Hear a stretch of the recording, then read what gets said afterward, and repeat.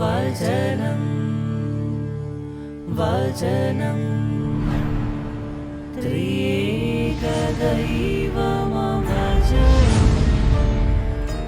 വചനം. കോഴിക്കോട് രൂപത pax communications അവതരിപ്പിക്കുന്ന ത്രസ്കാന്തോസ് എന്ന വചനവിചിന്തന പരമ്പരയിലേക്ക് നിങ്ങൾക്ക് സ്വാഗതം. ആണ്ടുവട്ടത്തിലെ 4-ാം ഞായറായ ഇന്ന് തിരുസഭ യേശുവിൻ്റെ ദേവാലയ സമർപ്പണ തിരുനാൾ ആഘോഷിക്കുകയാണ്. യേശുവിൻ്റെ ജനനത്തിന് 40 ദിവസങ്ങൾക്ക് ശേഷം വിശുദ്ധ ഔസേപ്പിതാവും പരിശുദ്ധ മറിയവും തങ്ങളുടെ കുഞ്ഞിനെ ദേവാലയത്തിൽ സമർപ്പിക്കുന്നതിൻ്റെ ഓർമ്മയാണ് ഈ തിരുനാൾ ആഘോഷിക്കുക.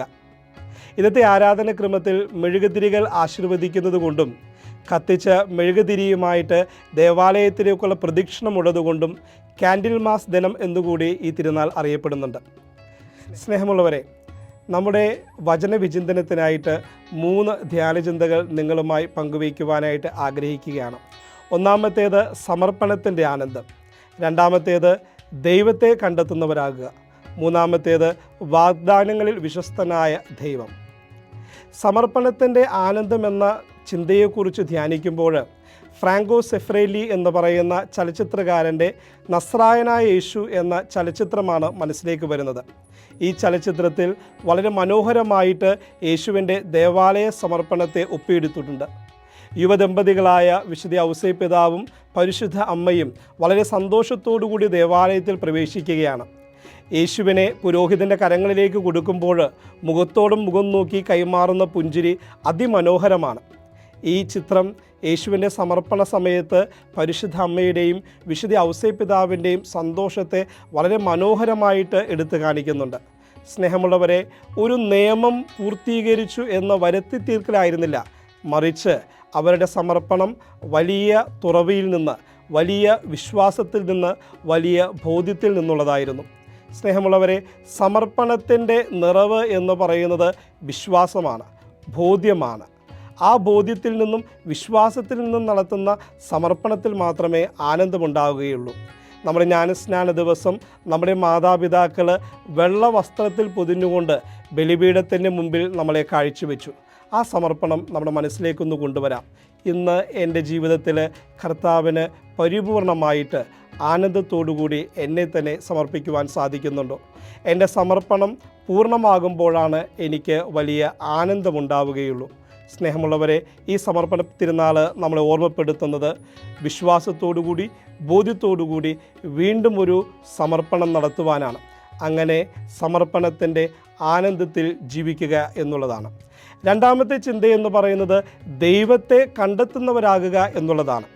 ഇന്നത്തെ സുവിശേഷത്തിൽ വളരെ സുപ്രധാനമായിട്ടുള്ള 2 കഥാപാത്രങ്ങളുണ്ട്, ശിമയോനും അന്നായും. ദേവാലയത്തിൽ പ്രാർത്ഥനയോടുകൂടി ഉപവാസത്തോടുകൂടി കഴിഞ്ഞുകൂടിയവർ. ഇവരുടെ പ്രാർത്ഥനയും ഇവരുടെ ഉപവാസവും ഇവരുടെ പരിത്യാഗവും ആ ദേവാലയത്തിലേക്ക് കടന്നു വന്ന ആ യുവദമ്പതികളുടെ കയ്യിലുള്ള കുഞ്ഞ് മിശിഹായാണെന്ന് തിരിച്ചറിയുവാനായിട്ട് അവരെ സഹായിച്ചു. അവരുടെ പ്രാർത്ഥനാ ജീവിതം, അവരുടെ ജീവിതത്തിൻ്റെ വിശുദ്ധി, അവരുടെ ഉപവാസം, അവരുടെ പരിത്യാഗങ്ങൾ അവരുടെ ജീവിത സാഹചര്യത്തിൽ യേശുവിനെ കണ്ടെത്തുവാനായിട്ട് അവരെ സഹായിച്ചു, അവരെ കെൽപ്പുള്ളവരാക്കി എന്നുള്ളതാണ്. നമ്മുടെ അനുദിന ജീവിതത്തിൽ യേശുവിനെ നമുക്ക് കണ്ടുമുട്ടുവാൻ സാധിക്കണമെങ്കിൽ, യേശുവിൻ്റെ സാന്നിധ്യം നമുക്ക് തിരിച്ചറിയുവാൻ സാധിക്കണമെങ്കിൽ പ്രാർത്ഥന എന്ന് പറയുന്ന പുണ്യത്തെ നമ്മൾ കൈമുതലാക്കണം. ആത്മപരിത്യാഗത്തെയും പുണ്യത്തോടുകൂടിയുള്ള ജീവിതമാണ് നമ്മളെ ആത്മാവിൻ്റെ നിറവുള്ളവരാക്കി തീർക്കുകയുള്ളൂ. ആത്മാവിൻ്റെ നിറവ് നമ്മളിലുണ്ടാകുമ്പോൾ നമ്മുടെ അനുദിന ജീവിതത്തിൽ, നമ്മുടെ വ്യത്യസ്തങ്ങളായിട്ടുള്ള ജീവിത സാഹചര്യത്തിൽ ഓരോ നിമിഷവും നമുക്ക് ക്രിസ്തുവിനെ കണ്ടുമുട്ടുന്നവരാകാൻ സാധിക്കും. സ്നേഹമുള്ളവരെ, പ്രാർത്ഥനയാണ്, ജീവിത വിശുദ്ധിയാണ് ക്രിസ്തുവിനെ നമ്മുടെ ജീവിത സാഹചര്യങ്ങളിൽ കണ്ടുമുട്ടുവാനായിട്ട് സാധിക്കുക. മൂന്നാമത്തെ ചിന്തയെന്ന് പറയുന്നത് വാഗ്ദാനങ്ങളിൽ വിശ്വസ്തനായിട്ടുള്ള ദൈവത്തെക്കുറിച്ചുള്ള ചിന്തയാണ്. സുവിശേഷത്തിൽ ശിമയോന് ദൈവം നൽകുന്ന ഒരു വാഗ്ദാനമുണ്ട്. നീ രക്ഷകനായ മിശിഹായെ കാണാതെ ഈ ഭൂമിയിൽ നിന്ന് കടന്നു പോവുകയില്ല. ശിമയോനാകട്ടെ ഈ വാഗ്ദാനത്തിൽ വിശ്വസിച്ചുകൊണ്ട് ദേവാലയത്തിൽ തന്നെ ആ രക്ഷകനെ പ്രതീക്ഷിച്ചുകൊണ്ട് കഴിഞ്ഞു. പലപ്പോഴും ദൈവം എനിക്കും നിങ്ങൾക്കും നൽകിയിരിക്കുന്ന വാഗ്ദാനങ്ങളിൽ വിശ്വസ്തനാണ്. പക്ഷേ കർത്താവിൻ്റെ ഈ വാഗ്ദാനങ്ങളിൽ വിശ്വസിച്ചുകൊണ്ട് കാത്തിരിക്കുവാനായിട്ടുള്ള ഒരു ക്ഷമയും ഒരു പ്രാർത്ഥനാ ചൈതന്യവും നമുക്കുണ്ടോ? വിശ്വസ്തനായ ദൈവം കാലത്തിൻ്റെ തികവിൽ അവിടുത്തെ വാഗ്ദാനങ്ങൾ നമ്മളിൽ പൂർത്തീകരിക്കും. സ്നേഹമുള്ളവരെ, ആ വിശ്വസ്തനായ ദൈവത്തിൽ വിശ്വസിക്കുവാനും നമ്മുടെ പ്രാർത്ഥനകളുടെ, നമ്മുടെ ഹൃദയാഭിലാഷങ്ങളുടെ പൂർത്തീകരണത്തിനായി പ്രത്യാശയോടുകൂടി, പ്രതീക്ഷയോടുകൂടി കാത്തിരിക്കുവാനും നമുക്ക് സാധിക്കണം.